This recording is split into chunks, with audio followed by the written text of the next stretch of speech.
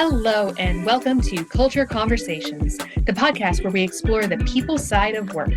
I'm your host, Megan Robinson. For years, I've found myself deep in discussions about workplace engagement with industry experts. Now I get to share this wisdom with all leaders, new and experienced, on their journeys to build cultures that maximize potential. We spend so much of our lives at work. Let's make it a place where our teams can grow and succeed.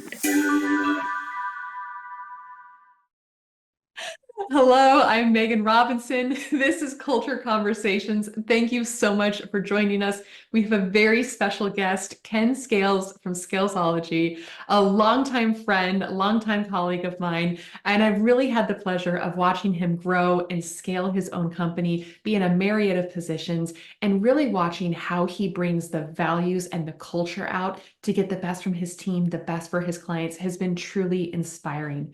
I'm so excited to talk about how you can scale your own culture and how your values are really going to play at every stage of organizational growth.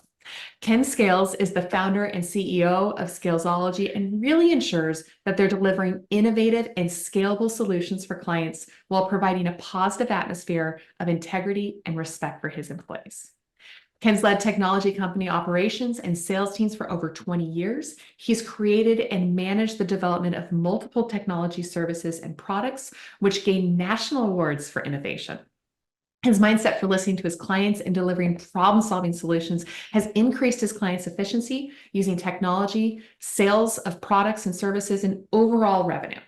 Ken has a Bachelor of Arts degree and a Master of Public Affairs degree from Indiana University. For everyone that could not tell that we were giggling on this, it took me 3 times not to call Ken Scales Ken Robinson. Clearly, we go way back when I start giving my own last name to him. But Ken, thank you so much, Ken Scales, for joining us, and welcome. Well, Megan, thank you for having me. And you're right, we've been friends for a long time, and it's so good to be on your podcast. And thank you for inviting me today. Of course. I truly do admire the way that you've been so intentional about the values of your organization. I remember when you were first kicking off, and I feel like you almost had these from the very beginning. And they've been very clear and consistent. So when you were starting your organization and as you kind of grown with it, what was your process for really defining those corporate values? Well, that's a great question. I think really the very first leadership meeting we had, I pulled a couple former employees who used to work for me, and we got together. And 3 I kind of had in my head, and the 4th really came from those 2, to be quite honest. But ever since that day, from those core values, we haven't changed. And really it was, to me, part of it is committing to the cause. And so we're trying to always be committed to our clients, being responsive, passionate, intentional, and diligent in everything we do. Treat others like you want to be treated, the golden rule. That's always been kind of my motto for whatever I do. And so we want to treat our clients and our colleagues with mindfulness, humility, respect, and integrity. It's a very, very big part of that. Celebrate the journey. As you know, Megan, I like to celebrate the journey. I like to celebrate when we have, we believe in working hard, but we want to recognize our employees. And as they do well and the company does well, we want to basically make sure that we're rewarding them for that, and then have fun as we're doing it. So work hard and then have fun as we're doing it. The last one that's our core value is focusing on the leading edge. And that was something that the 2 folks that were with me kind of said, hey, we came from a company that was really with just one technology, and we didn't have the opportunity to focus in other areas. And so no matter what, let's really embrace, continuous learning and the ability to implement innovative technologies, maybe not on the bleeding edge, but on the cutting edge, to make sure that we don't stay with status quo, older technologies. Let's do what's best for our clients and implement the right kind of cutting edge technology. So that's where those core values they came from. That was our first leadership meeting, and they've never changed since then.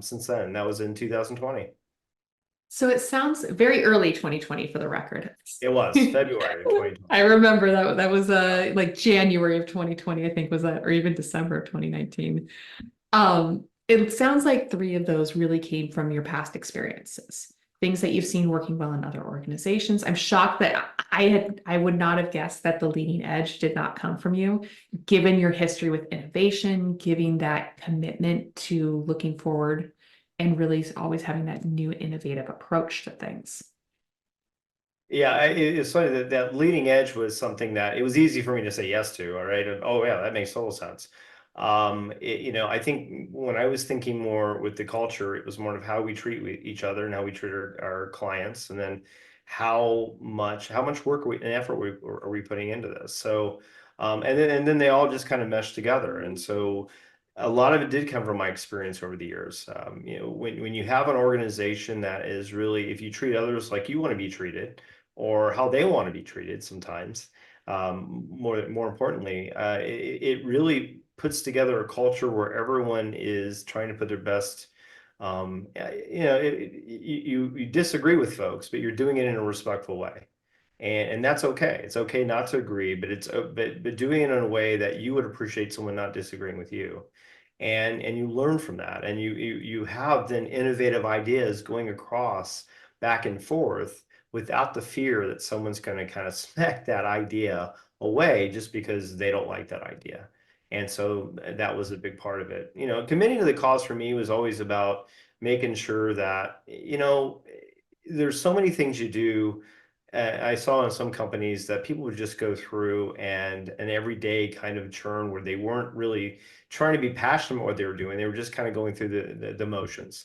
And that's what I didn't want that for Scalesology, and the people we hire, they don't want that either. And so that's why it works so well. What I love is these phrases are they are phrases, right? These values, these core values are not just respect, integrity, right? These really broad topics. It paints this picture of what that culture looks like. And I think that that's where it's really done a beautiful job of translating something of what those theoretical nice things are to have to how you actually behave. Mm. Very true. Absolutely. I think, one of the things that we do is we believe in these core values so much that if you look at one of our job postings, you're going to see that's the first thing that's on there. And it's because that's important to us. As we go through the interview process with new employees, I have one job with the interview process. My number one job is to make sure that someone we hire they believe in these core values. Because if they don't, they're not going to fit in with our organization. I don't care how talented or smart they are. If they don't really believe in those core values, then they're just not going to work well with our team. And so that's, and we practice those core values in everything we do. I love that thought of believing in them, right? It's not that you're not a culture fit, which is a kind of a faux pas now, is to say people aren't Sure. culture fits, and to say, do you have these shared beliefs? Are these beliefs that you're willing to adopt with it?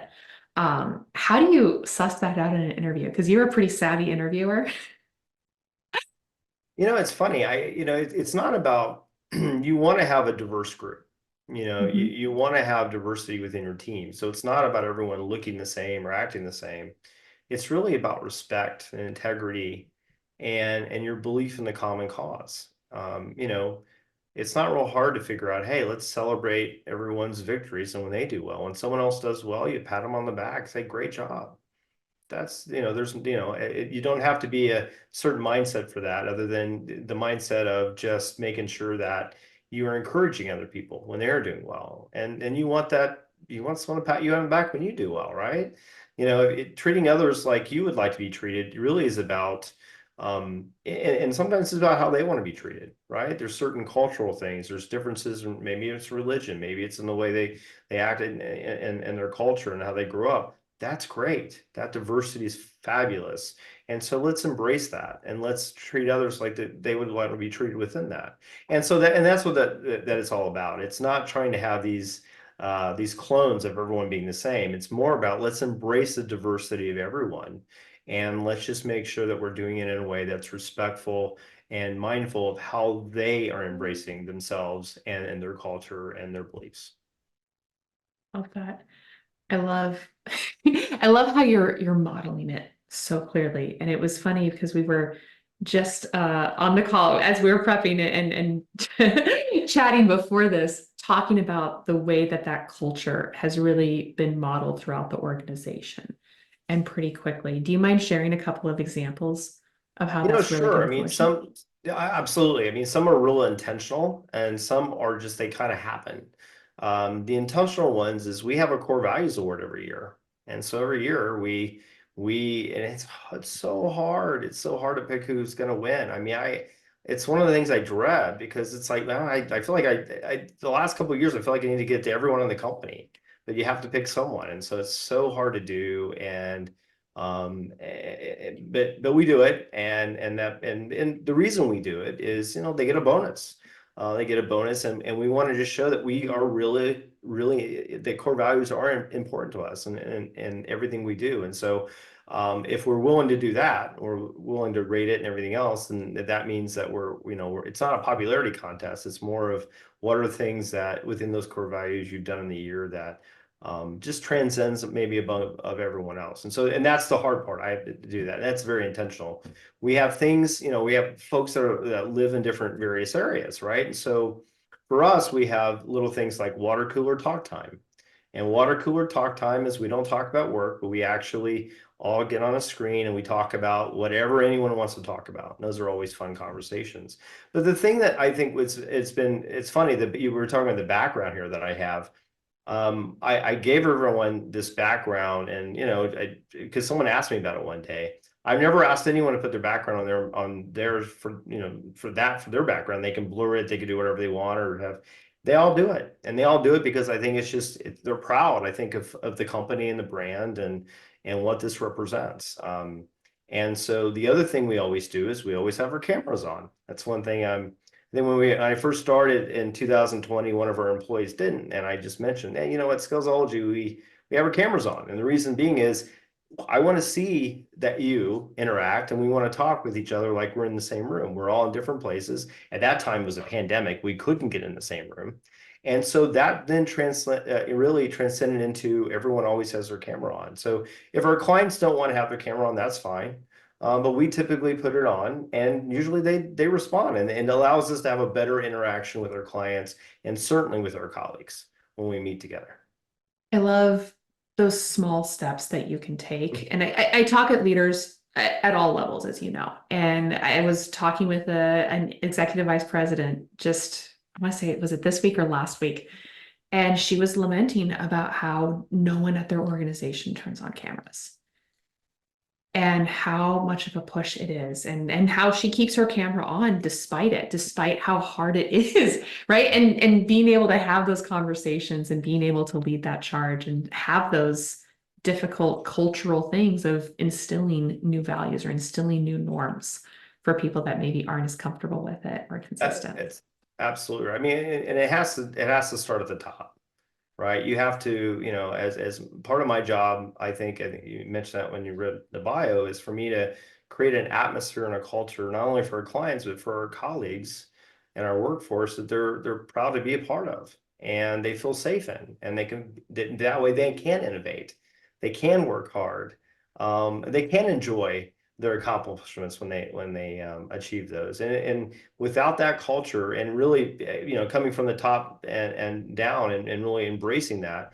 I think everyone else embraces it as well, and so that's important. So every once in a while in our water cooler talk time, we're not allowed to talk about work, and I screw up and I talk about work for a second, and then I always put $1 in a little jar, and that goes to one of our little things. And so I have to, even myself, I got to check myself. I got to make sure, I'm doing better lately, but every once in a while I'm still, it's tough for me to stop because I'm so excited about it.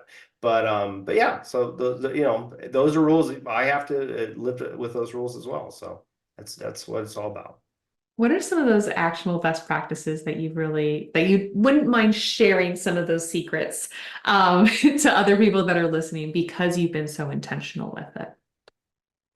Well, I think one thing is you have to really embrace, think about the culture that you're trying to put out there. I mean, so we follow a thing called EOS, and usually there's four main points in the core values, and that kind of leads. And I think I would have done it despite if we're running on an entrepreneurial operating system or not, because I believe in it so much. But I think once you have these core values, I think you have to really, get buy-in from everyone, and then you embrace it. And not only it's not one of those things where, okay, you guys do that and I don't do that. I think we all do it and we all make sure we adhere to it. And I think when you do those things, whatever those core values are, I think it really starts to um, permeate and through the organization. And that's what you want. Culture is something that isn't built in a day. It takes time. It takes time to really build. And unfortunately, sometimes it can take little actions to destroy it, right? Over some time. So, but when you do have a solid culture, it really, I think, enables your everyone in the organization to work at their best level and to really have a meaningful career that they enjoy, from work-life balance and all that's important, but they're doing something they believe in, and with that, and they know that everyone has their back and is part of that culture. So it's such a big thing, and culture is something that is a living, breathing thing. So you have to always feed it. You always have to nurture it, because then if you don't do that, it's going to die on the vine for you. And you see different organizations with great culture, and they're so much more productive, and there's so much more, the employees are so much happier than in other places. So that's a big part of what we do at Scalesology. It's really about that culture. I love that. And that led right into the question I wanted to ask, which I think is pretty much you answered it though, is I've had the privilege of watching your organization grow leaps and bounds just with the team, just geographically in every facet of it. And I want to say, how do you think that culture's played a key role in that?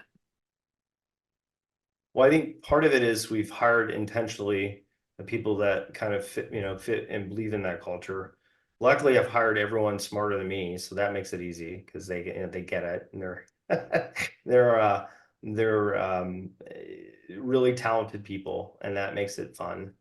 Um, but I think you those the culture though is just a place where, I think treating others like you want to be treated is such an important thing, because then you can disagree with folks. It's okay to disagree, but do it in a respectful way. And when you do that, it really allows people to be who they need to be the best person they can, and the most productive employee they can be, and vice versa with, if things aren't always going well, with folks. And so if you have an honest conversation with them, they respect you for it, and then they get better. And so it goes both ways.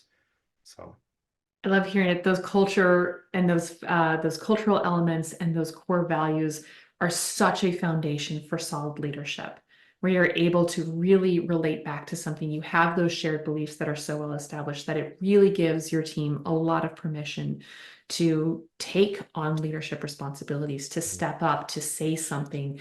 And so often I see organizations really missing that, the way that they want to empower their team. And I think that you have such an empowering aspect to both the culture that you've created very intentionally, as well as the flexibility, I'll say, with those values of how people are really able to apply and use those values so that it's something that they can believe in and they can show up with.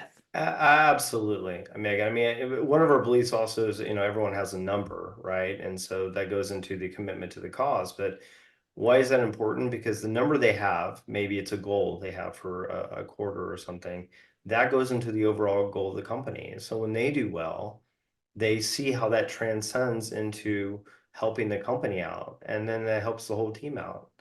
Most people want to be a part of a team, and you have to know how much value you're adding to that team. And so you can't do that unless you have metrics to measure some of those things. And so that's part of that commitment to the cause. But if you don't know what your goals are, and you don't know how you're helping your team, it's kind of hard to be committed to the cause. What am I committed to? So that's part of it as well. And so again, that's all about that culture, and it's all about those things that, it's really, I get a smile on my face when folks are excited about that, and they are excited. I mean, every quarter we talk about where are we with our goals last quarter, where are we our goals this quarter. At one point when we had new sales, we in Slack we throw that out, and I thought, well, maybe it's just like, is that bragging or whatever. I was worried about that, and one of our developers said, Ken, I love to see when we have new clients and we have new sales and things. I like when you do that. I'm like, okay, great. Then we will do that every time. And so I was gonna say, so that's we've continued celebrating the journey right there. celebrating the journey. That's exactly right. You And taught the team so, that. they live it and they breathe it, and so do I. And that's what I love about our team and our company. I have so loved this conversation just because every time we talk, I hear more of these nuggets, right? It's not just committing to the cause where you think it's client causes, it's internal, it's something very, very fluffy, but you're able to really build the processes and the infrastructure around these so that they aren't just the words that you're throwing up somewhere. They are truly a decision-making guide on how you operate, the choices that you make, what you guys are going to do and how, which I know just sounds repetitive almost in a way, but to see it come to life in those specific instances, in those specific processes, in those tools that you use, really with this filter over it, it's truly inspiring. Well, you're very kind, Megan. Thank you. Well, thank you so much for sharing a bit about the Scalesology, the journey, of course, sharing those values. If you are looking for new values, maybe you want to adopt some of Ken's. They're pretty fantastic, but definitely taking that journey and that own step. Is there anything else that you wanted to share, Ken? No, I think that's great. This is great. Thank you so much for having me on your podcast. Really, I always love talking to you, as you know, and this has been a fun conversation as well. Oh, thank you so much. It is such a pleasure to get to dive in a little bit deeper. Thank you so much for listening to this episode of Culture Conversations with Ken Scales. We will put all of his contact information in the show notes. So if you do need to contact Ken, you want to understand a little bit more about some of the magic that he's creating over at Scalesology, please do reach out to him. He is beautifully blending that technology for organizations to scale. And clearly, it's not just about the technology, it's about the culture and how they work. Thank you. Thank you, Megan. I really appreciate it. Thank you so much for listening to this episode of Culture Conversations. I'm your host, Megan Robinson, founder of eLeader Experience, a professional leadership development company. Today, we shared actionable ideas to navigate the evolving workplace landscape, compete for talent, and build cultures that maximize potential. If you're looking to learn more about how to support your organization's leaders, you can learn more about our work at eleaderexperience.com. Now get out there and contribute positively to your organization's culture with your own conversations.